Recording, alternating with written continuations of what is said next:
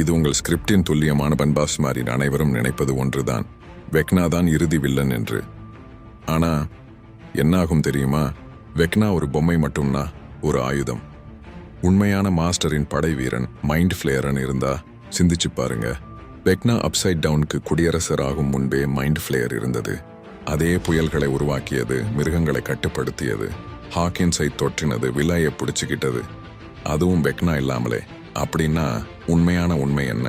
வெக்னா mind ஃபிளேயரை உருவாக்கல, mind flare தான் வெக்னாவை தேர்ந்தெடுத்தது. Henry grill upside டவுனுக்கு விழுந்தபோது அவன் மைண்ட் ஃபிளேயரை கண்டுபிடிக்கல, மைண்ட் ஃபிளேயர் தான் அவனை கண்டது. அவன் சுணங்கிகளை ஸ்பைடர்ஸ் காதலிச்சது நினைவில் வச்சு தன்னை ஸ்பைடர் வடிவத்தில் மாற்றிக்கிட்டு அவன் கோபம், அவன் துன்பம், அவன் இருளை பயன்படுத்தி அவனை ஒரு ஜெனரலாக மாற்றிச்சது. வெக்னா அப்சைட் டவுனை கையில் வச்சிருக்கான் மாதிரி தோணும். ஆனால் உண்மை என்ன? அப்சைட் டவுன் தான் வெக்னாவை கட்டுப்படுத்துது. இப்போ இதோ ரொம்ப பயங்கரமான எண்ணம்.